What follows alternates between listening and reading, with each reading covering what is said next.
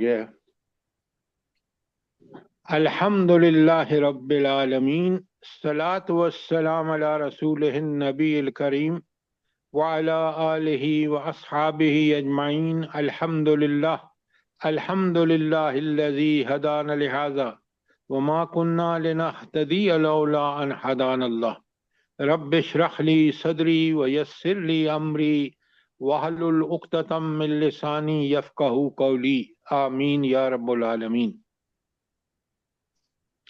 सबसे पहले तो मैं आप से माजरत करता हूं कि कल मैंने जो बात कही थी कि वहाँ 200 आदमी डिप्यूट किए नबी करीम सल्लल्लाहु अलैहि वसल्लम ने उस दरे पर, ये बात ठीक नहीं है। बात बिल्कुल वही ठीक है जो हमारी एक बहन ने बताई कि कुल 50 आदमी आप सल्लल्लाहु अलैहि वसल्लम ने वहाँ रखे थे। ये मुझे बिल्कुल समझ नहीं आया कि मैंने कहाँ से ये चीज़ ली है। क्यों? इसलिए कि कुल 650 आदमी थे और उधर 3000 का लश्कर था। आपने देख लिया होगा उसमें जो मैंने आपको खुद की भेजी है। तो ये मुमकिन नहीं था कि इतने सारे आदमी नबी करीम सल्लल्लाहु अलैहि वसल्लम वहां डिप्यूट करते। लिहाजा कुल 50 आदमी थे, जिसमें से 35 जो थे वो जब फतह हुई इब्तदान मुसलमानों को, तो उन्होंने जनाब माल गनीमत के चक्कर में छोड़ दिया और जो 15 रह गए थे उनको, आपको पता है कि पीछे से जो हजरत अपना आए फौज खालिद बिन वलीद, उन्होंने उनको शहीद कर दिया।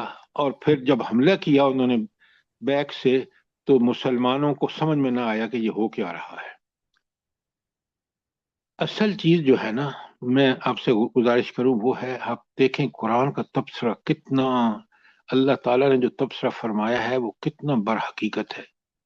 कि आप ये देखें कि खुद नबी करीम सल्लल्लाहु अलैहि वसल्लम के 2 दांत शहीद हुए, इतना खून बहा कि आप बेहोश हो गए, और काफरों को एक जीती हुई जंग मुसलमानों के इस दरे वालों की गलती की वजह से हार में तब्दील हो गई, शिकस्त में तब्दील हो गई। और फिर ये सारी तफसीलात आपने कल सुनी है।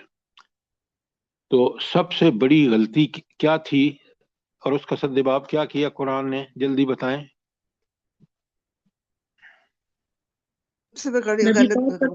नहीं माना जी, गलत ये थी कि दर्रे पर से उतर आए थे ज्यादा लोग।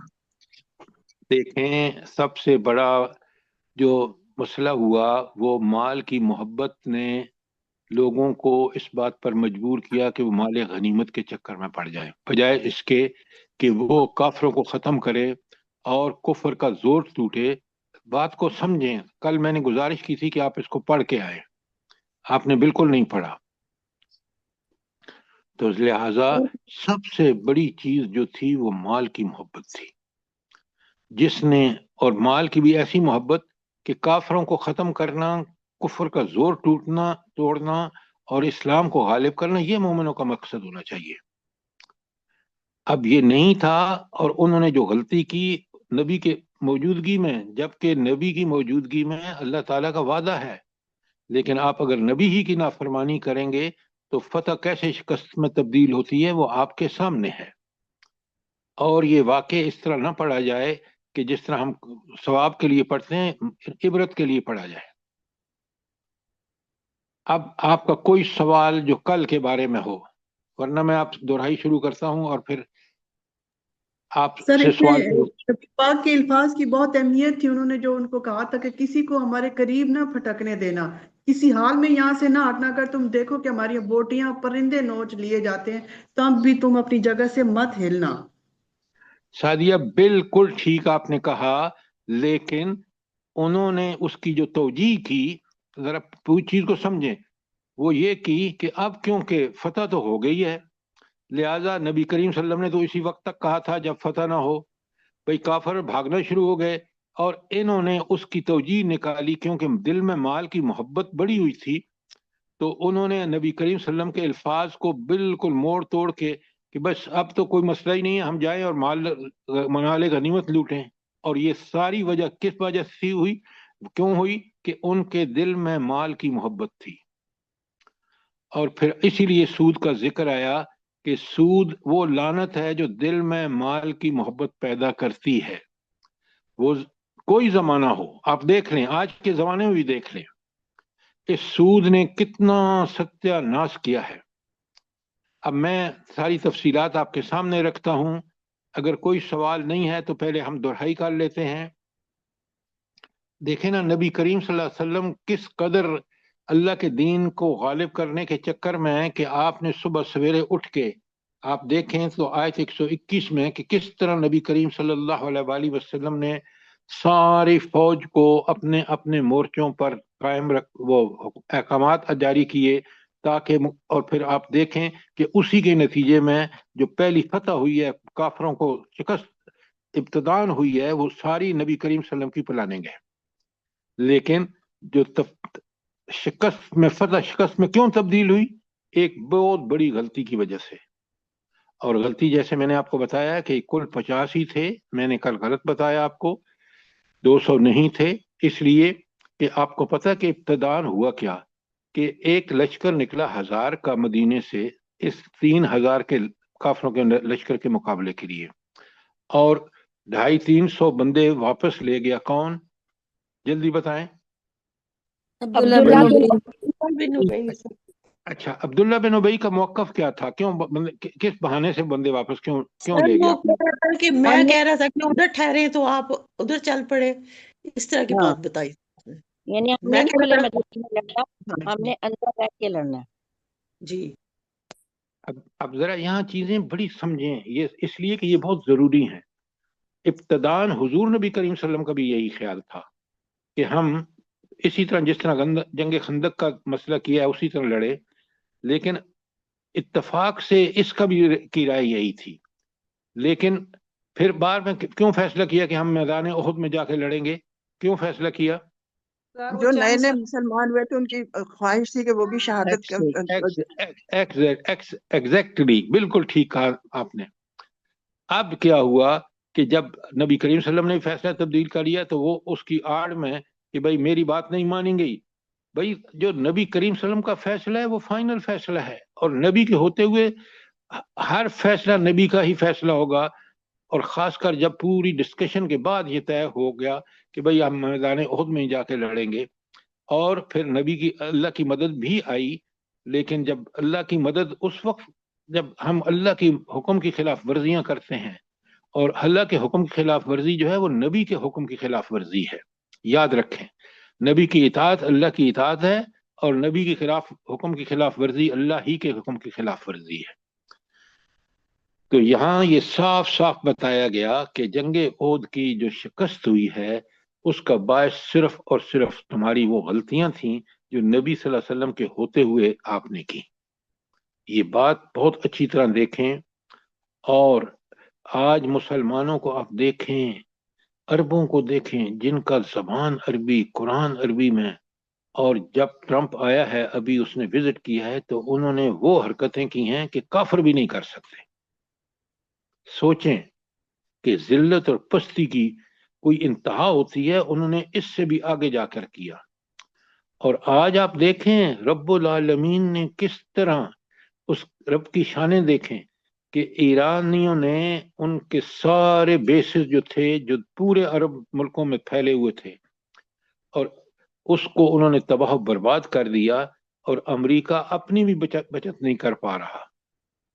یہ اللہ کے کرم دیکھیں، اور اللہ کی قدرت اللہ کی ہوتی ہے۔ یہ جو اللہ تعالیٰ نے یہاں کہا ہے نا کہ بس مدد تو اللہ کی ہے، اور اللہ نے کہا بل ان تصبروا وتتقوا، اگر تم صبر کا مظاہرہ کرو گے، ڈٹے رہو گے، اور تقوی کی روش کہ ہر معاملے میں حکم اللہ کا چلے گا، تو پھر آپ دیکھیں کہ اللہ کی مدد آ کے رہے گی۔ اور اللہ کی مدد آئی جس کا اللہ نے وعدہ کیا تھا، لیکن یہ کبھی مسلمانوں کو اللہ نے اوپن چیک نہیں دیا کہ وہ اگر کافروں سے بھی بدتر حرکتیں کریں گے جیسے اس وقت انہوں نے کی، کہ انہوں نے جن کی ڈیوٹی لگی تھی اس درے پر، اور چاہے آج کے عرب ہوں کہ وہ اس کی محبت میں اتنے گرفتار ہوں ٹرمپ کی کہ وہ حرکتیں جو کافر بھی نہیں کر سکتے. کیا تحفے دیے اور کس طرح انہوں نے مسلمان نام و نہاد مسلمان خواتین کو وہاں اس کے لیے دل خوش کرنے کے لیے جو حرکتیں کی ہیں. لہذا ہمیں کبھی بھی کسی وقت بھی اللہ تعالیٰ کے احکامات اور نبی کریم صلی اللہ علیہ وسلم کے طریقے کے خلاف نہیں جانا چاہیے. یہ سبق ہے، یہ عبرت ہے جو ان آیات میں ہمیں ملی ہے. کوئی آپ کا سوال، کوئی چیز کلیئر نہ ہوئی ہو. اب آپ دیکھیں یہاں کس طرح اللہ تعالیٰ بتا رہے ہیں کہ نبی کریم صلی اللہ علیہ وسلم نے تو کس طرح مورچوں پہ سب کو ڈیوٹی لگائی، اور اس کے بعد عبداللہ بن ابی کے بعد 2 قبیلے ہیں، ایک بنو حارثہ اور ایک بنو سلمہ. انہوں نے بھی سوچا کہ بھائی جنگ سے بچ ہی جائیں تو بہتر ہے، کیونکہ جنگ کی تباہی جو ہے. لیکن مومن کو اللہ تعالیٰ نے حکم دیا ہے کہ تم نے اپنی جان اور اپنی مال دونوں اللہ کے راستے میں پیش کرنے ہیں، اور یہی اللہ سے ہمارا سودا ہے جو آپ سورہ توبہ میں پڑھ کے آئے ہیں. اب آپ دیکھیں کہ مومن کا تعلق مومن کا بھروسہ صرف کس پہ ہوتا ہے؟ اللہ پر. اللہ اچھا، تیاری پوری کرتا ہے وہ. اعدوا ما استطعتم کہ جس پوری تیاری کرو کافروں سے مقابلے کی. لیکن تیاری پہ ان کو تیاری تو پوری کرتے ہیں. نبی کریم صلی اللہ علیہ وسلم نے انتہا کر دی. آپ دیکھیں کہ جو کچھ میسر تھا لا کے میدان بدر میں بھی ڈال دیا اور میدان احد میں بھی ڈال دیا. اللہ کی مدد کیسی آئی بدر میں آپ دیکھ لیں، اور یہاں بھی مدد آئی. لیکن جب ان درے کے لوگوں نے اللہ کے حکم اللہ رسول اللہ صلی اللہ علیہ وسلم کے حکم کی صریح خلاف ورزی کی تو کس طرح وہ فتح شکست میں تبدیل ہو گئی. لہذا اب آپ دیکھ لیں کہ مومن کا توکل اللہ پہ ہوتا ہے. اس کے 2 جو ہے نا مرحلے یا تاریخی 2 واقعات بڑے کام کے ہیں. ایک تو خود نبی کریم صلی اللہ علیہ وسلم کا واقعہ ہے. جب آپ غار ثور میں پناہ لیے ہوئے ہیں نا تو کافر ٹریس کرتے ہوئے قدموں کے نشان نظر آ رہا ہے. ابو بکر صدیق کہتے ہیں یا رسول اللہ ہم تو مارے گئے. اللہ کے رسول اس وقت کہتے ہیں کہ اے ابو بکر لا تحزن ان اللہ معنا. اللہ اکبر. یہ ہے نبی کا توکل رب پر. نوٹ کریں. اچھا دوسری مثال کون سی ہے بنا جلدی بتائیں. سر موسیٰ علیہ السلام کی جب بالکل ڈاکٹر صاحب نہیں، جب سمندر میں پیچھے دیکھا آ گئے. اچھا تو موسیٰ علیہ السلام کی قوم نے کیا کہا؟ انا مدرکون. اب بڑی بات سنیں ذرا. انہوں نے کہا کہ ہم تو پکڑے گئے، یہ ابھی ہمیں تحقیق کریں گے. موسیٰ علیہ السلام کہتے ہیں گھبراؤ نہیں، اللہ ہمارے ساتھ ہے. یہ ہے توکل، اور اسی کو سمجھیں. حالات میں بھی مومن کا بھروسہ صرف اللہ پر ہونا چاہیے. یہ بہت بڑی بات ہے. اچھا اب یہ چیزیں ساری آپ کو کلیئر ہیں کہ کس طرح نبی کریم صلی اللہ علیہ وسلم نے پوری دیکھیں نبی کا کام دین کا غلبہ ہوتا ہے. بدر ہو احد ہو پورا انتظام کیا، پوری طرح جو سرمایہ اویلیبل تھا اس کا بھرپور استعمال کیا. لیکن یہ جو حرکت ہوئی ہے نبی کریم صلی اللہ علیہ وسلم کے حکم کی خلاف ورزی، اس نے کتنا بڑا نقصان پہنچایا کہ جیتی ہوئی جنگ جو ہے وہ شکست میں تبدیل ہو گئی. اچھا اللہ تعالیٰ اس وقت بھی مسلمانوں سے کہہ رہے ہیں آیت 123 میں اگر دیکھیں وَلَقَدْ نَصْرَكُمُ اللَّهُ بِبَدْرٍ وَأَنْتُمْ أَذِلَّةٌ. اللہ نے تو تمہاری مدد بدر میں بھی کی تھی جبکہ تم بہت کمزور تھے. تو اللہ نے تو دیکھیں نا. اچھا اللہ نے کیوں مدد کی بولا؟ کیا اللہ کی سنت کیا ہے؟ جلدی بتائیں. یہ چیزیں مجھے اور آپ کو پتہ ہونی چاہیے. اگر اللہ پہ توکل کرو یا شکر ادا کرو گے تو اللہ بہت مدد کرے گا. اپنے وسائل کے ساتھ ساتھ پوری اپنی وسائل کو لا کر اور پھر اللہ سے مدد مانگے تو اللہ مدد کر. ہاں لیکن اللہ پر ایسا بھروسہ کہ مدد بس اسی کی ہے. کافروں کو اپنے ساز و سامان اپنی تعداد پہ بھروسہ ہوتا ہے اور مومن کو یہ ساری تیاری کے باوجود بھروسہ اللہ پر ہوتا ہے. یہ بات اچھی طرح نوٹ کریں. آج مسلمانوں کا کوئی بھروسہ نہیں ہے. آپ دیکھ لیں مسلمان فوجی ہوں، جرنیل ہوں، سارے کے سارے ہدایت اور رہنمائی کے لیے، لیکچرز کے لیے اس قرآن سے کوئی واسطہ نہیں ہے ہمارا. ہم کہتے ہیں یہ امریکن ہمیں آ کے لیکچر دیں، اور پھر اس کے لیے کیا بندوبست کیے جاتے ہیں، کیا خرچ کیے جاتے ہیں، بجٹ کا کتنا حصہ اس میں جاتا ہے. اور پھر دیکھیں نتیجہ یہ کہ وہ امریکن ہوں یا یورپین ہوں، وہ خود جب ایران کے مقابلے میں کس طرح ناکام ہو رہے ہیں. تو اللہ کی مدد بڑی ضروری ہے.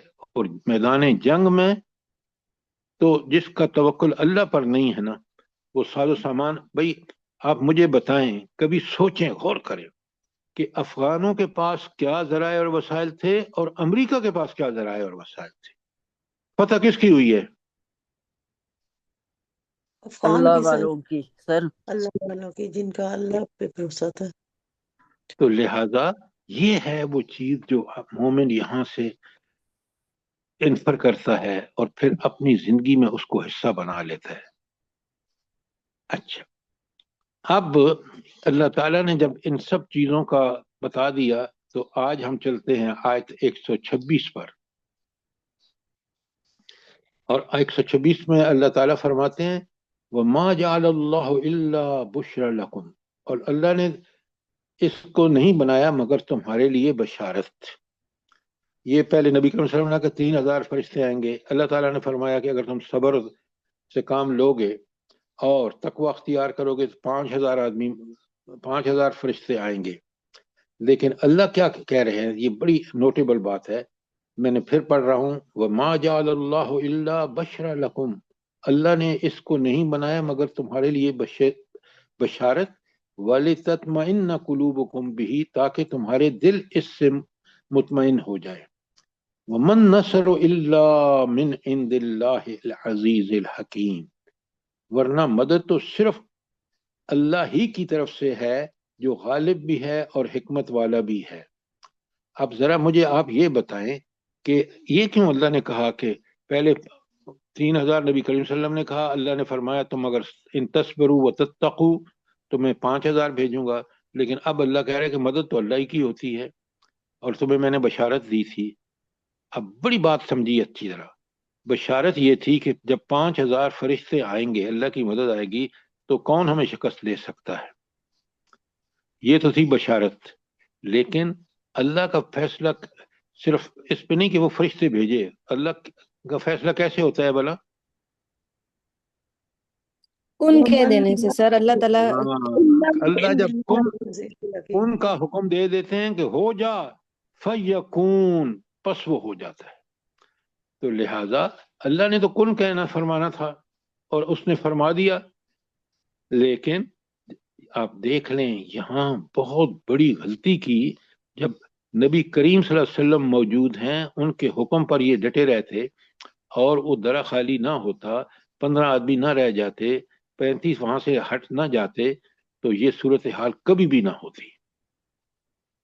اور کس سختی سے نبی کریم صلی اللہ علیہ وسلم نے کہا وہ بھی آپ کے سامنے ہے. اچھا، تو آپ نے دیکھا کہ یہ جو اللہ نے ارشاد فرمایا نا کہ وَمَن نَّصْرُ إِلَّا مِنْ عِندِ اللَّهِ الْعَزِيزِ الْحَكِيمِ، صفت کون سی آئی ہے بلا؟ عزیز الحکیم. عزیز الحکیم. اب اس کو سمجھیں، العزیز وہ جو غالب ہے، ایسا غالب کہ اس کو کوئی مغلوب کر ہی نہیں سکتا. طاقت قدرت اس کے پاس. دیکھیں نا طاقت کا یہ عالم کہ کن کہہ دے تو سب کچھ ہو جاتا ہے، اور کن ہی کی مار پوری کائنات ہے آپ کے سامنے. لہذا اب اس کی مدد جب کا حکم ہو گیا تو ان کو فتح ہونی تھی، اور یہی مدد اللہ نے پورے قرآن میں بتا دیا کہ جو وقتاً مومن ہیں، جو مومن اللہ پر ایمان اور یقین رکھتے ہیں، اللہ نے اپنے اوپر لازم کر لیا ہے کہ ان کی مدد کرے گا. یہ نوٹ فرمائیں. لہذا اللہ تعالیٰ نے فرمایا آج 126 میں اگر کوئی سوال نہیں تو 127 میں آئیں. 127 میں بسم اللہ الرحمن الرحیم. लियक़्तअ तरफ़म मिनल्लज़ीन कफ़रू, और मदद देने का एक और तरीका क्या हो सकता है, वो ये है ताकि काफरों का एक बाजू काट दे। यानी उसके हुक्म से ये भी हो सकता है कि वो जो ताकतवर उनके लोग हैं, जिस तरह बदर में हुआ, वो सारों को सारे जो है वो कत्ल हो गए। तो लिहाजा अल्लाह ताला जो है वो काफरों का एक बाजू काट दे, और यक्तिबाहुम फयनक़लिबू खाइबीन, या उन्हें जलील यक बीता या हो। या उन्हें जलील कर दे कि वो खासिर हाँ खाइब और खासर होकर लौट जाएं, जिस तरह वो लौटे थे बदर में। लेकिन यहाँ लौटे तो सही, लेकिन वो इस हाल में लौटे कि आप देखें कि मुसलमानों को पहाड़ के ऊंचाई पर पनाह लेनी पड़ी, और वो अल्लाह ताला ने, जबकि वो पूरी तरह गालिब आ चुके थे और मदीना खाली था, क्योंकि लश्कर तो उहद में मैदान में पड़ा था, लेकिन उन्होंने उसका रुख नहीं किया। और हुजूर नबी करीम सल्लल्लाहु अलैहि वसल्लम की ये दुआ इब्ने माजा में मौजूद है, कैफ युफ्लिहु कौमन बस हाँ गज़बू सॉरी कैफ युफ्लिहुल कौम गज़बू वजह नबीहिम बिद्दम व हुवा यदऊ इलल्लाह। ये कौम कैसे फला पाएगी जिसने अपने नबी के चेहरे को खून से रंग दिया, जबकि वो उन्हें अल्लाह की तरफ बुला रहा था। वो अल्लाह जो गालिब है उसी की तरफ दावत दे रहे थे, लेकिन लोगों ने अल्लाह ही की नाफरमानी करके अपने आप को इस मुसीबत में गिरफ्तार कर लिया। अल्लाह ताला फरमाते हैं, देखें नबी करीम सल्लल्लाहु अलैहि वसल्लम को, लैस लका मिनल अम्रि शैअन, ए नबी इस मामले में आपका कोई अख्तियार नहीं है। फतह शिकस्त किसके हाथ में है? अल्लाह ताला के हाथ में है। और फिर किस हवाले से कोई अख्तियार नहीं? औ यतूब अलैहिम औ युअज़्ज़िबहुम, अल्लाह चाहे तो उनकी तौबा कबूल करे और चाहे तो उनको अजाब दे। ये अल्लाह ही के अख्तियार में है, और जो चाहेगा उसी जिसके लिए चाहेगा उसको तौबा की तौफीक होगी और वो ईमान ले आएंगे। आपने देखा कि यही जो हैं सिपा सालार किस तरह फिर ईमान ले आते हैं। उस वक्त तो काफरों मुसलमानों की शिकस्त का बायस सिर्फ खालिद बिन वलीद बने हैं, और फिर यही मोमिन लेके आए, ईमान लेके आए, और फिर नबी करीम सल्लल्लाहु अलैहि वसल्लम को क्या लक़ब दिया? सैफुल्लाह। अल्लाह, अल्लाह की तलवार, सुभान अल्लाह।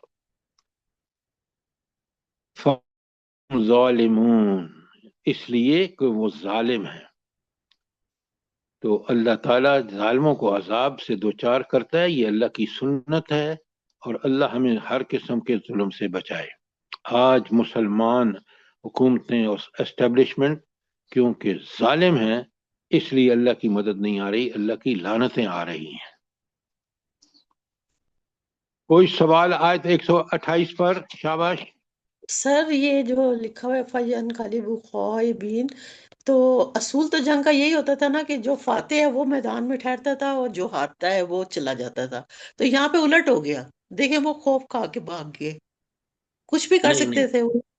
नहीं नहीं, खाइब का मतलब है नामुराद होते हैं। नामुराद का मतलब है कि वो अपने जंग के हुसूल और मकासद हासिल नहीं कर सकते। आप जरा डॉक्टर साहब आप पूरी तरह समझें कि वो आए थे मदीने से इनको मलियामेट करने के लिए, चाहे वो जंग बदर हो या जंग उहद हो, लेकिन उनके जरा भी उनके मकासद या उनके जो ऑब्जेक्टिव थे वो अचीव नहीं हुए, इसलिए नामुराद हुए। ठीक अब बात समझ आई कि नहीं आई? ठीक है सर, जज़ाकल्लाह। अच्छा, तो अब जब वो वापस लौटे तो आयत 129 में अल्लाह कहते हैं, देखें ये मुझे आप बताएं कि ये क्यों आयत आई है। अल्लाह फरमाते हैं वलिल्लाहि मा फिस समावाति व मा फिल अर्द, जमीन और आसमान में जो कुछ है वो किसके पास, किसका है? अल्लाह का है। यानी बादशाही अल्लाह की है जमीन और आसमान में। या यगफिरु लिमन यशा व युअज़्ज़िबु मन यशा, जिसको चाहता है बख्श देता है और जिसको चाहता है اس کو عذاب دیتا ہے. اور اللہ کون ہے؟ واللہ غفور الرحیم. یہ صفات بڑی نپی تلی آتی ہیں، ان کا نوٹ کریں. اللہ بخشنے والا بھی ہے اور اللہ رحیم بھی ہے. تو بخشتا اس کو ہے جو بخشش کے قابل ہو. کبھی اللہ ایسا نہیں کرے گا نعوذ باللہ کہ ایک ظالم کو اٹھا کے جنت میں بھیج دے. ایسا ہو ہی نہیں سکتا، کیونکہ یہ بڑا نقص ہے. اور اللہ کون ہے جو آپ روز تسبیح پڑھتے ہیں؟ سبحان اللہ. اللہ میں کوئی نقص، کوئی خرابی، کوئی کمزوری نہیں ہے. اور اللہ یہاں دیکھیں ایک ہے واللہ غفور الرحیم. اس کی رحمت کا مستحق صرف اور صرف وہ ہے جو اس کا تابع دار ہے. اچھا، اب دنیا میں اللہ تعالیٰ نے سب کو ذرائع اور وسائل دیے ہیں کیونکہ امتحان ہے. دیکھیں نا، آپ اس نقل کرنے والے بچے کو بھی 3 گھنٹے دیتے ہیں جو فراڈ کرتا ہے، جو گالیاں لکھتا ہے، کوئی بھی، اور اس کو بھی 3 گھنٹے دیتے ہیں جو نیک اور ہوتا ہے، محنتی ہوتا ہے. لہٰذا دنیا کا اللہ تعالیٰ نے یہ فیصلہ فرمایا کہ میں کافروں کو بھی جو ان کو سارے وسائل دوں گا، بلکہ وہ جب اس کے لیے محنت کریں گے تو میں ان میں اور بھی اضافہ کر دوں گا. وجہ یہ ہے کہ جب انہوں نے یہی مانگا تو یہ دنیا میں مل جائے اور آخرت میں ان کا کوئی حصہ نہیں. بڑے نوٹ کریں. اور ہم آج بھی نام کے نام و نہاد مسلمان ہیں. ہمیں اللہ تعالیٰ دیکھیں نا، مومن کی سب سے بڑی پہچان کہ وہ بڑا پھونک پھونک کے قدم رکھتا ہے. وہ بالکل وہی کرتا ہے جو اللہ چاہتا ہے، چاہے وہ رزق کا کمانا ہو، چاہے اسلام کا کوئی معاملہ ہو، وہ ایمان سے متعلق ہو، وہ اخلاق سے متعلق ہو، وہ عبادات سے متعلق ہو، وہ معاملات سے متعلق ہو. وہ ہر معاملے میں یہی تقویٰ ہے کہ وہ اللہ سے ڈرتے ہوئے اللہ ہی کے حدود کی پابندی کرتا ہے. تو یہ جو آخر میں آیا نا وَلِلَّهِ مَا فِي السَّمَاوَاتِ وَمَا فِي الْأَرْضِ، انسان کا کوئی اختیار نہیں ہے. اختیار سارے کس کے پاس ہیں؟ اس ہستی کے پاس جو زمین و آسمان کی بادشاہ ہے، مالک ہے. اور پھر یہ جو اس کو ہمیشہ بات کریں سمجھیں، یہ جو فرمایا یغفر لمن یشاء ویعذب من یشاء، یہ ان اصولوں کے تحت جو ربانی اصول ہیں کہ بخشش بھی عین اللہ کے عدل و انصاف کے مطابق ہوگی اور عذاب بھی اسی کے عین جو اس کا برحق فیصلہ ہے اسی کے مطابق ہوگی. کیا مطلب؟ ایمان اور عمل صالح جو ہیں وہی معیار ہوگا کہ اگر اس کے ایمان اور عمل صالح میں وزن میں زیادہ ہے تو وہ جنت میں جائے گا، اگر کم ہے تو وہ جہنم میں جائے گا. ہاں، اگر وہ کچھ برابر ہیں تو پھر اس کی شفاعت ہوگی. شفاعت کی سب سے بڑی شرط یہ ہے کہ وہ شفاعت اگر اس کے اکاؤنٹ میں قرآن کا زیادہ پڑھنا سمجھنا ہے تو اللہ قرآن کو اجازت دیں گے. اس نے روزے رکھے ہیں تو روزے کو اجازت دے گا. اللہ تعالیٰ حضور نبی کریم صلی اللہ علیہ وآلہ وسلم سے اگر اس کو محبت تھی اور اس نے آپ کا مقدور بھر کوشش کی پھر بھی شیطان کے چکر آ گئے تو پھر بھی اللہ تعالیٰ اس کو حضرت محمد رسول اللہ صلی اللہ علیہ وسلم کو حکم دے گا. یہ بات بڑی کلیئرلی سمجھیں. کوئی سوال یہاں تک؟ کوئی چیز کلیئر؟ سورہ مبارکہ میں آیا نا وَلَا تَهِنُوا وَلَا تَحْزَنُوا وَأَنْتُمُ الْأَعْلَوْنَ إِن كُنتُم مُؤْمِنِينَ. اچھا، اس مومن میں ہو ڈاکٹر صاحبہ ایک منٹ، ڈاکٹر صاحبہ اس میں سب سے اہم چیز کیا ہے بلا؟ یہ جو آپ نے پڑھی ہے آیت. مومنین. ہاں، مومن ہو. کون سے مومن؟ آج ہم جیسے مومن نہیں. دیکھیں نا، ایک اردو کا محاورہ ہے مومنہ تے کرتوت کافرہ. کیا مطلب؟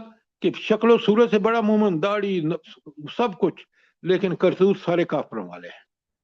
یہ مومن نہیں ہے. مومن جو ہر معاملے میں بڑے پورے شعور کے ساتھ، سمجھ بوجھ کے ساتھ اللہ کی اطاعت کرے. تو ان کنتم مومنین کہنا بڑا آسان ہے، لیکن مومن بننا جو ہے کہ اللہ کی تائید اور نصرت وہ اس مومن کے ساتھ ہے جو ایمان کے سارے تقاضے پورے کرتا ہے. آیتیں پڑھنے سے کچھ نہیں ہوتا. آیتیں پر پڑھ کے سمجھ کے یقین کر کے اس پر عمل کرنے کے بعد سب کچھ اللہ دیتا ہے. بات سمجھ آ گئی کہ نہیں آئی؟ جی سر بالکل صحیح ہے. اچھا اب آگے چلتے ہیں. آیت نمبر 129 تک اگر کا کوئی سوال نہیں ہے تو آپ ذرا دیکھیں قرآن کس طرح. آیت 130 میں اللہ فرماتے ہیں، میں نے آپ کو شروع میں بتایا تھا نا کہ مال کی محبت جو ہے اور رزق حرام کی طرف جو رغبت ہے وہ ساری کی ساری بخل کنجوسی، اور بخل کنجوسی اور مال کی محبت بڑھتی ہے کس سے؟ سود سے. اس لیے اللہ فرماتے ہیں 130 میں، یا ایھا الذین آمنو، اے وہ لوگوں جو ایمان لائے ہو. خطاب مجھ سے اور آپ سے ہے. فرمایا لا تاکلوا الربا اضعافا مضاعفۃ، اے ایمان والو سود مت کھاؤ دگنا چوگنا، یعنی بڑھتا اور چڑھتا ہوا. اب اس میں کیا، پہلے اس کو سمجھ لیں کہ ایک آدمی نے سود پہ رقم لی. آپ کہ بھائی اس سال تو اتنا پرسنٹ ہوگا، اگلے سال اس سے بڑھ کا اتنا ہو جائے گا، اگلے سال اتنا بڑھ کے ہو جائے گا، نہیں دو گے تو تمہارا مال قبضے میں لے لیں گے وغیرہ وغیرہ. اب یہ وہ ایسا نہیں ہے کہ باقی سود حلال ہے، باقی سب کو حرام قرار دیا. میں بتاتا ہوں آپ کو. سب سے پہلے اگر آپ دیکھیں نا کہ سورہ روم میں آیت نمبر 39 میں اللہ تعالیٰ نے فرمایا ہے، بڑے غور سے سنیں، وَمَا آتَيْتُم مِّنَ الرِّبَا لِيَرْبُوا فِي أَمْوَالِ النَّاسِ. فرمایا کہ یہ جو تم لوگوں کو سود پہ پیسے دیتے ہو اور تمہارا خیال ہوتا ہے کہ مال بڑھے گا، فَلَا يَرْبُو عِندَ اللَّهِ، اللہ کے ہاں اس میں کوئی اضافہ نہیں ہوتا، یہ نہیں بڑھتا. لیکن وَمَا آتَيْتُم مِّن زَکَاۃ، اور جو تم زکوٰۃ دیتے ہو، صدقے اور خیرات کرتے ہو، تُرِیدُونَ وَجْهَ اللَّهِ، اور آپ کا مقصد اللہ کی رضا ہوتا ہے، فَأُولَٰئِکَ هُمُ الْمُضْعَفُونَ، اور اللہ ان میں ضرور اضافہ فرماتے ہیں. تو یہاں آپ دیکھیں مومن وہ ہے، اور اللہ تعالیٰ کے جو صدقات اور خیرات کرتا ہے اللہ کی محبت میں، تو اللہ کہتے ہیں کہ یہ ہے وہ شخص جس کے مال میں جس کے ثواب میں اضافہ کرتا ہوں. وہ تو لعنتی ہے جو سود کھاتا ہے اور سود لیتا ہے، اللہ کے حکم کی خلاف ورزی کرتا ہے. اور آج آپ دیکھ لیں، کیا آپ مجھے بتائیں کہ پاکستان میں آپ اور میں بچ سکتے ہیں بچنا چاہتے ہوئے بھی؟ بالکل نہیں. حکومت نے وہ کچھ، دیکھیں جس سود نے یہاں قرآن و حدیث کی ساری آیات میں بھیج چکا ہوں آپ کو، جس سود کو اللہ تعالیٰ نے لعنت کا سبب بنایا ہے، وہ سود آج کل کس طرح ہماری حکومتوں نے معاشرے کی جڑوں تک پہنچا دی ہے. اور آپ دیکھیں کہ سورہ بقرہ کی آیت 219 میں اللہ تعالیٰ نے کیا بیان کر دیا ہے کہ ہر قسم سے سود سے روکا ہے، اور یہ حتمی حکم جو ہے وہ 9 ہجری میں، ہجرت کے 9ویں سال اللہ تعالیٰ نے اس کو سختی سے منع کر دیا. اور پورا رکوع 38 نمبر جو ہے وہ سورہ بقرہ میں ہم پڑھ کے آئے ہیں، وہاں اللہ تعالیٰ نے تو ٹوک فیصلہ فرما دیا یہ حرام ہے. اور آپ بدقسمتی دیکھیں کہ ہمارے ملک میں آج تک فیصلہ ہی نہیں ہو سکا. حکومت نہیں چاہتی، کبھی کوئی اس کے خلاف رٹ میں چلا جاتا ہے، کبھی حکومت چلی جاتی ہے، کبھی بینک چلے جاتے ہیں، کہ کبھی بھی تاکہ یہ سود ہمیشہ رہے. تو آپ مجھے بتائیں کہ اس ملک کی معیشت جس میں ذرائع اور وسائل کی فراوانی ہے، آپ دیکھ لیں کہ کس طرح اللہ تعالیٰ نے اس ملک میں زراعت کو دیکھیں، پوری دنیا میں ایک نمونہ ہے. اسی طرح زمین کے اندر جو خزینہ دفن ہے، خزانے، اس کا کوئی حساب نہیں ہے. لیکن یہ ملک سود کی وجہ سے پائی پائی کہ وہ جو ہمارے بال تک جکڑے ہوئے ہیں اس سود کی قرضے میں، اور ہم ادھر وہ لیتے ہیں قرضہ بینک سے اور ادھر ہم اپنی قسطیں دے دیتے ہیں، نعوذ باللہ من ذالک۔ تو تو یہی آپ تو ہے نا جی، گورنمنٹ کو چھوڑ دیں، انڈیویجولی آپ ارادہ کر لیں، اللہ تبارک و تعالیٰ مدد کریں گے، آپ بچ سکتے ہیں سود سے۔ ابھی آپ نے فرمایا نا کہ ہم نہیں بچ سکتے، ہم بچ سکتے ہیں، انڈیویجولی بچ سکتے ہیں، بس آپ ارادہ کر لیں کہ آپ نے نہیں لینا ہے سود، دیٹس آل۔ اللہ تبارک و ایک تعالیٰ شخص مدد ایک شخص نے اخوت بنا کے دکھا دیا ہے کہ سود سے بچ سکتے ہیں۔ جی بالکل۔ دیکھیں، یہ آپ کی بنگلہ باتیں، دیش ساری بات آپ کی ٹھیک ہے کہ آپ یہ کام، لیکن یہاں مجھے یہ بتائیں کہ اس میں، اب میں اس بارے میں کچھ چیزیں ایسی ہیں میں آپ کو بیان کروں تو یہاں ساری دینی جماعتیں ننگی ہو جاتی ہیں۔ کسی نے اس کا مطالبہ بھی ڈھنگ سے نہیں کیا کہ یہ حرام کام کر کے ہم اللہ کے غضب کے کتنے مستحق ہو رہے ہیں۔ بہرحال سر جی ایک سوال ہے سر جی، جی، یہ جو ایک روایت آتی ہے نبی کریم صلی اللہ علیہ وسلم کا جو فرمان ہے کہ سود کی چھوٹ ایک وقت آئے گا کہ سب کو پہنچے گی، اس کا کیا مفہوم ہوگا سر جی؟ اتنے لوگ قرآن سے سنت سے دور ہوں گے، جیسے آج آپ اپنے معاشرے کو دیکھ رہے ہیں کہ ہم نہ چاہتے ہوئے بھی پیسہ بینکوں میں رکھتے ہیں، چاہے ہم سود نہ لیں۔ جیسے ہمارے بھائی نے بتایا ہے کہ ایک فرد اگر فیصلہ کر لے تو یقیناً بچ سکتا ہے، لیکن اس کے اثرات بہرحال معاشرے میں پوری طرح واضح ہیں۔ اب بات سمجھ آئی کہ نہیں آئی؟ جی جی سر جی، جزاک اللہ خیر۔ اچھا، تو اللہ تعالیٰ یہاں آپ دیکھ لیں اسی صورت آیت کے آخر میں فرما رہے ہیں واتقوا اللہ، اللہ سے ڈرو، اللہ کے احکامات کی پابندی کرو، جس سے منع کیا ہے رک جاؤ، جس کا حکم دیا اس کو کرو، لعلکم تفلحون، تاکہ تم فلاح پاؤ۔ تو دنیا اور آخرت کی فلاح صرف اور صرف اس میں ہے کہ انسان ہر وہ کام کرے جس کا اللہ نے حکم دیا ہے، اور ہر اس کام کو چھوڑ دے جس کو اللہ نے چھوڑنے کا حکم دیا ہے۔ لیکن اگر حکومت، سود، ملک کا سودی نظام اگر ایسا ہے کہ جس میں یہ کام کرنے مشکل ہیں، تو وہ معاشرہ چاہے وہ نام و نہاد مسلمانوں کا کیوں نہ ہو، ان کے نام کتنے خوبصورت ہوں، لیکن وہ کبھی ان فیوز و برکات سے متمتع نہیں ہو سکیں گے جو اللہ تعالیٰ نے ان لوگوں سے وعدہ کیا ہے جو فی الواقع پکے سچے مومن بنے۔ اور پھر اللہ کہتے ہیں آیت 131 میں سنیں، وَاتَّقُوا النَّارَ الَّتِي، ڈرو اس آگ سے، اُعِدَّتْ لِلْكَافِرِينَ، جو کافروں کے سر لیے تیار ایک ہے۔ اوپر والی آیت نہیں ٹھیک ہے سوری۔ اچھا، تو اب آپ ذرا غور فرمائیں کہ اس آگ سے ڈرو جو آگ کافروں کے لیے تیار کی گئی ہے۔ یہاں اس آیت میں کافروں کا مطلب کیا ہے؟ وہ جو سود لینے سے نہیں بچتے، سود سے بچتے نہیں ہیں۔ ہاں، اب آپ دیکھ لیں کہ یہ کتنا بڑا جرم ہے، اور جس ملک کی عدالتیں جو ججز یہ فیصلے دے رہے ہیں کہ نہیں ابھی ہمیں کلیئر نہیں ہے، آپ سوچیں کہ وہ کفر کے سردار ہیں۔ کیوں؟ اللہ تعالیٰ نے، رسول صلی اللہ علیہ وسلم نے فیصلہ کر کے اور بتا دیا کہ یہ جہنم کی آگ انہی کے لیے ہے جو سودی کاروبار اور اس کو پروموٹ کریں گے۔ اللہم اجرنا من النار۔ آمین آمین ثم آمین، جزاک اللہ۔ اب آیت 132 میں بتا دیا علاج کیا ہے، وَأَطِیعُوا اللَّهَ وَالرَّسُولَ، اطاعت کرو اللہ اور اس کے رسول کی، لعلکم ترحمون، تاکہ تم پر رحم کیا جائے۔ تو رحم اس قوم پر، ان افراد پر ہوگا جو اللہ اور اس کی رسول کی اطاعت کا حق ادا کرتے ہیں۔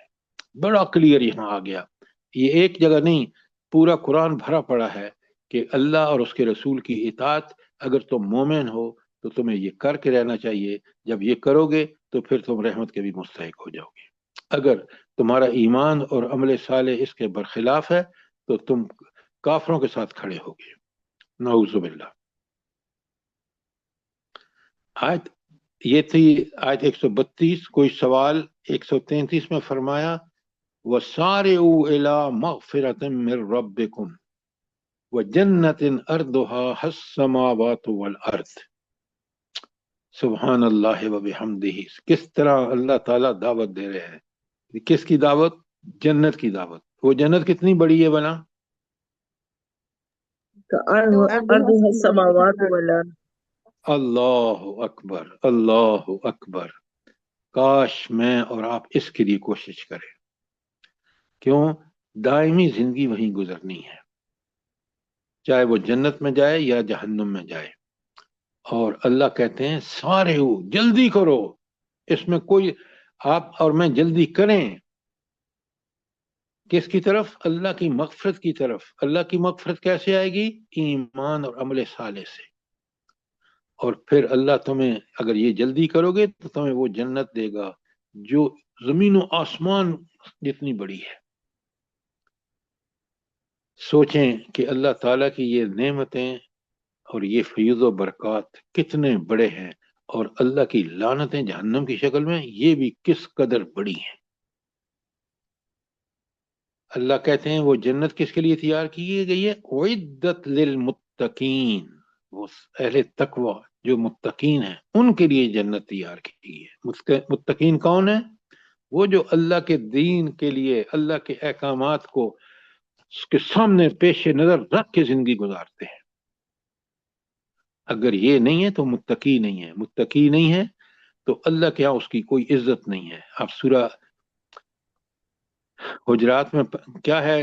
अल्लाह के यहाँ इज्जत वाला कौन है? इन्ना अक्रमकुम इंदल्लाहि अत्काकुम। जिस तो सबसे ज्यादा मुत्तकी है वो सबसे ज्यादा अल्लाह के यहाँ उसका दर्जा और उसका मेयार, अल्लाह के यहाँ उसकी मोहब्बत सबसे ज्यादा उसके लिए है।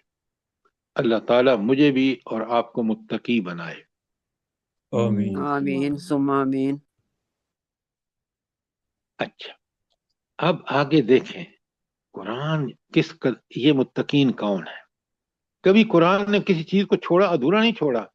आयत 134 में अल्लज़ीना युनफिकून, ये वो लोग हैं जो माल खर्च करते हैं, फिस सर्राए वद्दर्राए, जो कुशादगी, सर्रा कुशादगी में भी और तंगी में भी, यानी वो अपनी कमाई का एक हिस्सा दोनों हालतों में, चाहे उनके पास रिज्क की फरमानी हो या तंगी हो।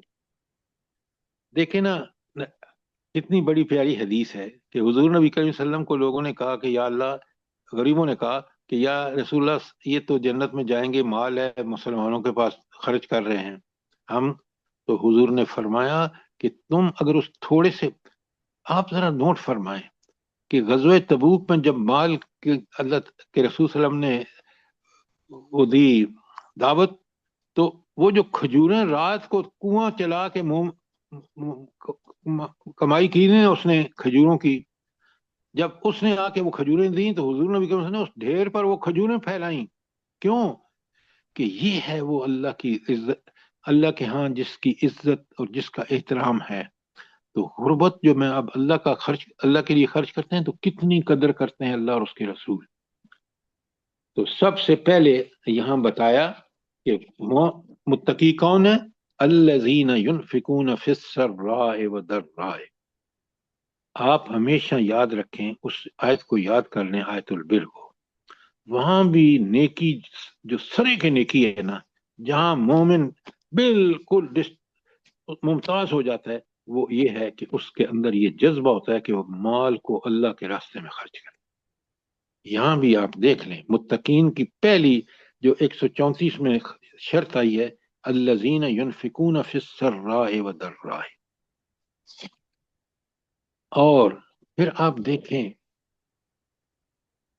एक और बात है, ये मुत्तकी कौन होता है? देखें, ये सब चीजें नोट करें और मैं और आप अपना जायजा लें। वल काज़िमीन अल गैज़, और अपने गुस्से को पी जाने वाले होते हैं। वल आफीन अनिन नास, और लोगों को उनकी खताओं से दरगुजर करते हैं। आपने देखा कि दीनदार पूरी शक्ल शबात, लेकिन गुस्से का इतना तेज कि जरा किसी से गलती हुई तो उसको ऐसी तैसी फेर दी। अल्लाह कहते हैं ये मोमिन नहीं है, ये मुत्तकी नहीं है। मुत्तकी वो है کہ جو ایک تو اللہ کے راستے میں خرچ کرے اور دوسری بات اپنے غصے کو پی جائے اور جو لوگوں سے غلطی ہوں ان کو معاف کر دے. کیوں؟ پھر اللہ بھی اس کو معاف کرے گا. اللہ فرماتے ہیں واللہ یحب المحسنین، اللہ تعالیٰ ایسے یہ محسنین سے مراد یہاں کیا ہے جلدی سے بتائیں. جن میں یہ 3 صفات پائی جاتی ہیں، جو اللہ کے راستے میں خرچ کرتے ہیں، دیکھیں سر معاف کرنے والے لوگوں کو.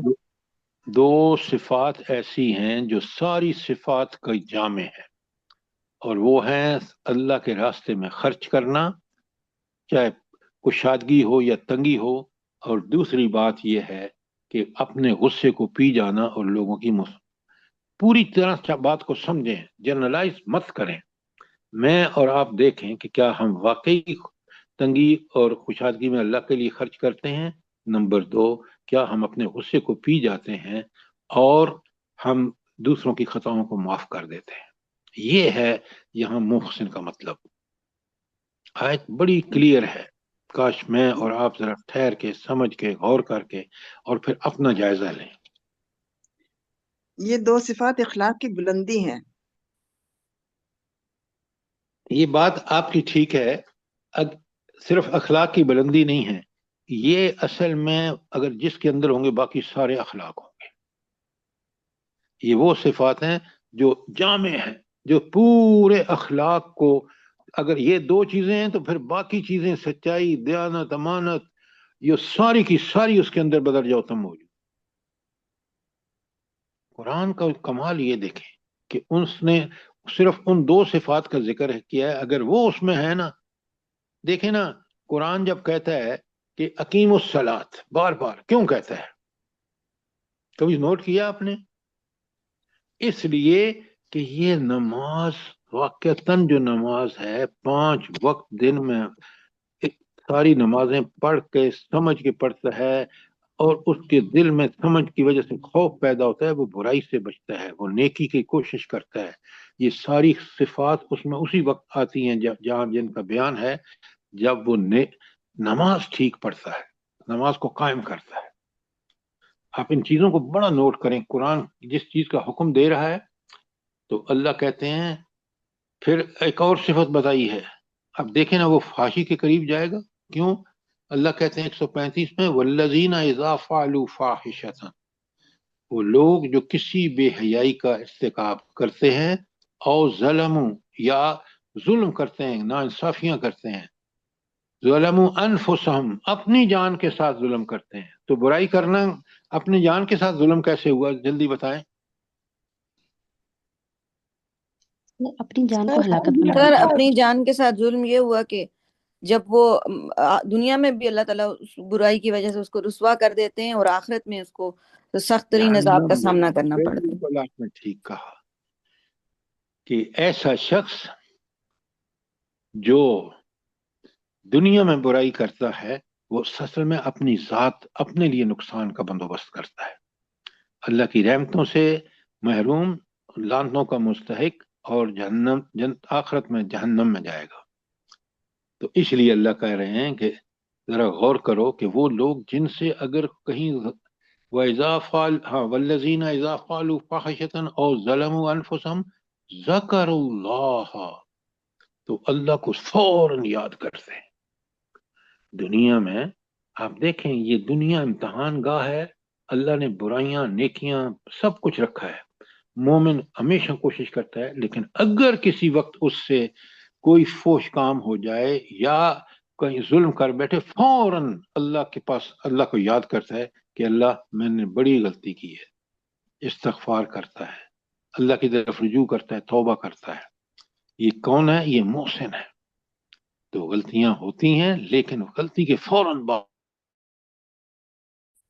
اللہ سے معافی مانگنا، اس کا ذکر کرنا. ذکر میں نے آپ کو بتایا ہے، ایک ذکر ہے دل میں ذکر کرنا، ایک زبان سے ذکر کرنا، ایک عمل سے ذکر کرنا. وہ تینوں ذکر کرتا ہے.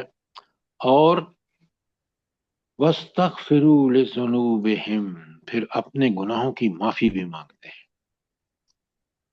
اچھا ایک چیز یہاں نوٹ کریں، وہ جب اس کو یہ بالکل احساس ہے کہ میں اس دنیا میں گناہ کر سکتا ہوں، ہو سکتے ہیں، ہوتے ہیں، اور وہ جب معافیاں مانگتا ہے تو در حقیقت وہ اپنے رب کے سامنے اعتراف کرتا ہے کہ میں ان چیزوں کو، میں اگر ہوں بھی تو اے اللہ مجھے معاف کر دینا۔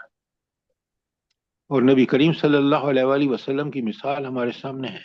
آپ تجھ سے تو کوئی گناہ سرزد ہوتا نہیں تھا، اور ہر نماز، فرض نماز کے بعد 3 دفعہ استغفار، اور کثرت سے استغفار، ایک ایک سٹنگ میں 100 دفعہ، تاکہ میں اور آپ ہمیں اس بات کا احساس رہے جب ہم استغفار کرتے ہیں کہ یہ برے گناہ، یہ اللہ کی نافرمانی کتنی بری چیزیں ہیں۔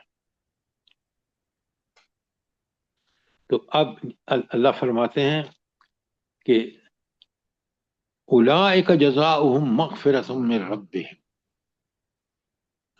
اس آیت کا تھوڑا سا رہ گیا ہے۔ وَلَمْ يُصِرُّوا عَلَىٰ مَا فَعَلُوا۔ اللہ اکبر، اللہ جزاک اللہ۔ 135 میں فرمایا وَلَمْ يُصِرُّوا عَلَىٰ مَا فَعَلُوا وَهُمْ يَعْلَمُونَ، اور اس وہ سے پہلے اپنے، کا بھی رہ گیا، وَمَن يَغْفِرُ الذُّنُوبَ إِلَّا اللَّهُ۔ جی بالکل، ومن یغفر الذنوب۔ اچھا اب اس میں تو آپ کو صاف پتہ ہے کہ یہ طاقت صرف قدرت اللہ کے پاس ہے۔ کیوں؟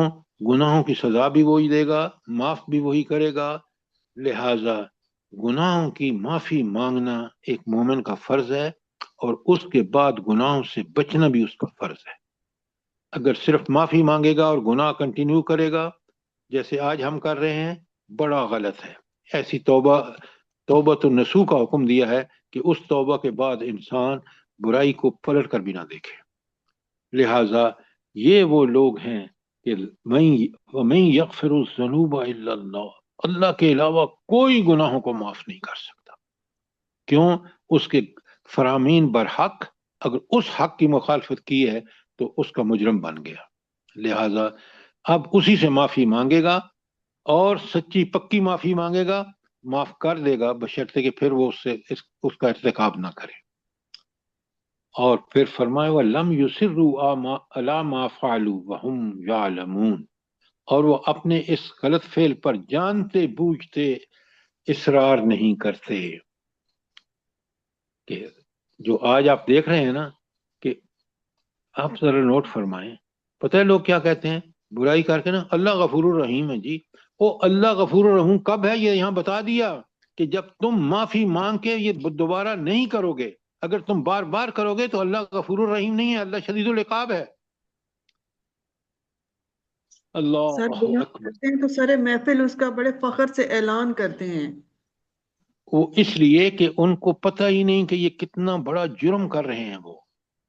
وہ اس کو معاشرے میں جب یہ چال چلن ہوتا ہے جو آپ ہمارے معاشرے میں ہے نا، آپ دیکھ لیں کہ کس طرح اکڑ کے جرم کرتے ہیں۔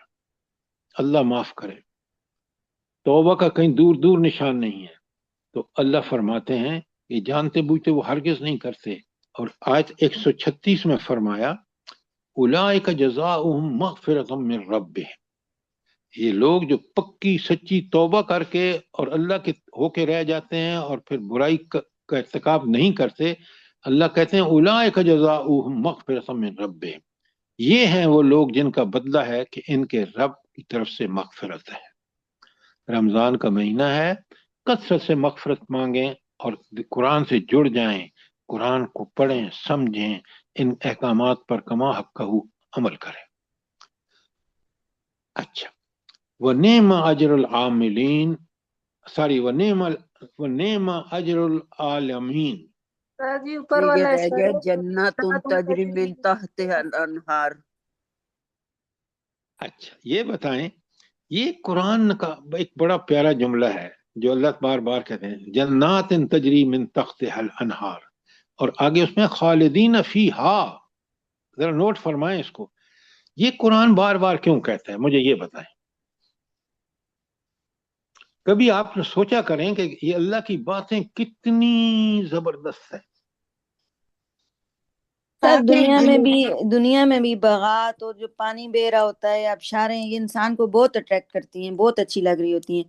تو اللہ تعالیٰ یہ فرماتے ہیں کہ یہ انعام ہوگا جنت میں جس میں ہمیشہ رہیں گے، اور ان باغوں کی مثال تو دنیا کے باغوں سے ملتی جلتی ہے ہی نہیں۔ شاید اس اچھا لیے اور پھر سر برے کام چھوڑنے بھی آسان ہو جاتے ہیں نا انسان کے لیے، جب اسے یہ پتا ہوتا ہے کہ جنات ہیں وہاں پہ۔ اچھا اب میں آپ کو بتاتا ہوں جو میں نے اس سے کنکلوڈ کیا ہے، ممکن ہے میری بات ٹھیک نہ ہو، وہ یہ ہے، دیکھیں کہ کتنی خلقت حضرت آدم سے آج تک، اب ان سب کو وہاں جنت کی زندگی میں کھانا پینا رہنا آسائشیں دینی ہیں، اور یہ سوائے ایسے باغ جن کے نیچے سے نہریں بہتی ہوں کہ وہ انسان کی رہائش کے لیے بھی ساری سہولیات، کھانے پینے کی ساری سہولیات، سب چیزیں وہاں، اس وجہ سے اللہ تعالیٰ کہتے ہیں بار بار کہ ان جنتیوں کو میں کیا دوں گا۔ اللہ فرماتے ہیں کہ جنتیوں کو جنات تجری من تحتها الانہار خالدین فیہا۔ اچھا میں نے کئی دفعہ آپ کو بتایا ہے کہ میرے استاد مرحوم تھے، اللہ تعالیٰ ان کی قبر کو نور سے بھر دے، وہ یہاں جب NED انجینئرنگ کالج سے انہوں نے استعفیٰ دے لیا تو وہ ایک پروگرام کے ایڈوائزر بن گئے، جو امریکن وہ آتے تھے فارمر، ان کو یہاں پاکستان میں ٹور کراتے تھے، دکھاتے تھے۔ ان میں ایک فارمر آیا جو ٹیکسس سے تھا، تو اس نے میرے استاد مرحوم نے ان سے کہا کہ میرا ایک شاگرد ہے وہاں آپ کی اس یونیورسٹی میں ٹیکسس میں، تو آپ ذرا اس کو اپنا کھیت، وہ زمیندار ہے، کھیت دکھا۔ وہ مجھے لے گیا، میں بڑا شارٹ بتا رہا ہوں، میں نے جب دیکھا مجھے حیرت ہوئی کہ یار یہ کھالے بھی نہیں ہیں، پانی نظر بھی نہیں آ رہا، اور یہ کھیت ہیں کہ ہرے بھرے ہیں۔ اب میں نے سوچا کہ میں اسے یہ تو نہ کہوں کہ یہ کہاں ہیں تمہارے کھالے، تو میں نے اسے سوال کیا کہ how do you water these plants, تم ان کھیتوں کو پانی کیسے دیتے ہو؟ اب جناب اس نے جب مجھے گاڑی روک کے، جس میں ہم جا رہے تھے، سڑک بنی ہوئی تھی اس کے، اس نے ایک کھولا، وہ بھٹکنا اٹھایا، وال کھولا، وال کھولا، تو جناب اس کھیت میں بارش شروع ہو گئی۔ دوسری جگہ اسی کے ساتھ ایک اور وال اس نے کھولا تو پانی گش کرتا ہوا وہاں تھی۔ تو میں نے کہا کہ یہ جو قرآن کہتا ہے بندے نے یہ بندوبست کیا ہے، تو میرے رب کے کیا بندوبست ہوں گے، کبھی سوچیں آپ۔ تو اللہ یہ بار بار جو کہتا ہے نا، تو یہ آپ کے لیے جو جنت کا سامان ہے نا، ساری سہولتیں آرائشیں، وہ ان باغوں کی وجہ سے ہوں گی، جہاں ہمیشہ بہار رہے گی، کبھی خزاں نہیں آئے گی، کھانا پینا ہو، رہنا ہو، آپ کو جب بھی موڈ ہو آپ وہاں گھومیں گے، مزے اڑائیں گے۔ اللہ اکبر، اللہ تعالیٰ مجھے بھی اور آپ کو یہ چیزیں نصیب کرے جنت کی۔ آمین ثم آمین۔ اچھا اللہ تعالیٰ کہتے ہیں 136 میں اولئک جزاؤہم مغفرۃ من ربہم وجنات تجری من تحتها الانہار خالدین فیہا۔ آگے خود ہی قرآن اللہ فرماتے ہیں وَنِعْمَ اجر العاملین، اور کیا ہی اچھا بدلہ ہے عمل کرنے والوں کا۔ سوچیں، کبھی غور کریں کہ وہ لوگ جو بیچارے یہاں اللہ کے لیے جی رہے ہیں، اللہ کے لیے ساری مصیبتیں برداشت کر رہے ہیں، کتنا بڑا انعام ہے جو اللہ نے ان کے لیے رکھا ہے جنت کی شکل میں، باغوں کی شکل میں۔ اس لیے اللہ کہتے ہیں وَنِعْمَ اجر العاملین، اور ان عمل کرنے والوں کا کیا خوب ہی اچھا بدلہ اللہ تعالیٰ عطا فرمائیں گے۔ اللہ فرماتے ہیں قد خلت من قبلکم سنن، تم سے پہلے بھی بہت سے حالات اور واقعات گزر چکے ہیں، فسیرو فی الارض، زمین میں چل پھر کر دیکھو، گھومو زمین میں، فانظرو، اور بڑے غور سے دیکھو، کیف کان عاقبۃ المکذبین، کہ ان کو جھٹلانے والوں کا کیا حشر اللہ تعالیٰ نے کیا، انجام کس انجام سے دوچار ہوئے۔ آپ دیکھ لیں، تاریخ اٹھا کے دیکھ لیں، آپ فرعون کو دیکھ لیں، نمرود کو دیکھ لیں، حامان کو دیکھ لیں، کس کس کو دیکھیں۔ اور آج کے دور میں نے شاہ کا ایران اس وقت دیکھا ہے جب میں وہاں موجود تھا شلم برجے میں، پوری طرح دیکھا اور بڑے غور سے دیکھا۔ آپ کو اندازہ نہیں کہ ایران کتنا خوبصورت ہے، ایران کتنا بگڑا ہوا تھا شاہ کے زمانے میں، پھر حضرت امام خمینی آئے اور انہوں نے کس طرح ایران کی شکل و صورت میں تبدیل کر دی. اور آج آپ دیکھیں، آج تاریخ آپ کے سامنے ہے، امریکہ اور نیچن ہوا ہے کہ آپ 2 منٹ میں ختم کر دیں گے، اور اب کس قدر پریشان ہیں. یہ سب رب کے کمال ہے کہ کس طرح ان مکذبین کو اللہ تعالیٰ نمونہ ان کا انجام کتنا برا ہوتا ہے. آپ کو نہیں پتا کہ امریکہ میں کس قدر مظاہرے اس کے خلاف شروع ہو چکے ہیں، اور سپریم کورٹ نے کیا رولنگ دی ہے کہ اس نے یہ فیصلہ ہی غلط کیا. اور اللہ نے ہمارے لیے دیکھیں بڑی خوشخبری ہے، ھذا بیان للناس، اللہ اکبر. یہ قرآن کیا ہے؟ یہ لوگوں کے لیے وضاحت ہے اور ہدایت اور نصیحت ہے.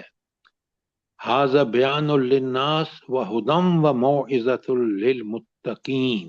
جو متقی بننا چاہتے ہیں اور متقی ہوں گے تو جنت میں جائیں گے، متقی ہوں گے تو ان کو قرب الہی حاصل ہوگا، ان کے لیے ایک ہی طریقہ ہے کہ وہ اس ہدایت، اس قرآن پر عمل کریں.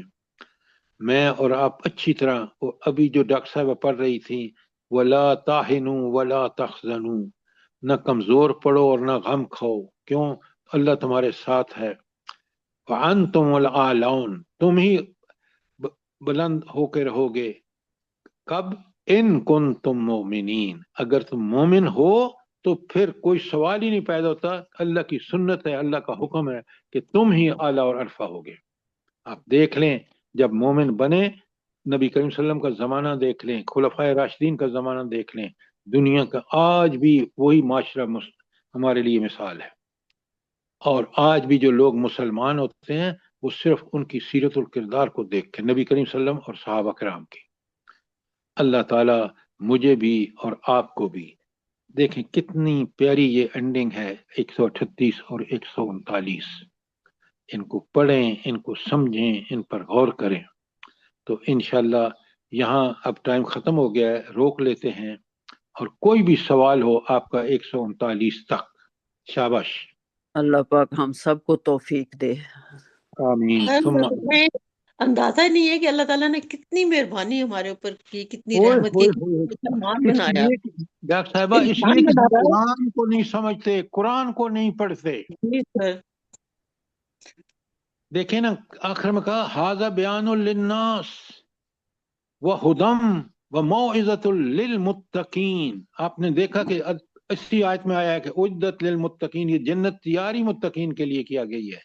سورہ حجرات میں فرمایا کہ تم اللہ کے ہاں اسی وقت محبوب، اس کے محبوب ہو سکتے ہو جب تم متقی ہو. اللہ تعالیٰ مجھے بھی اور آپ کو تقوی کی زندگی گزارنے کی توفیق عطا فرمائے.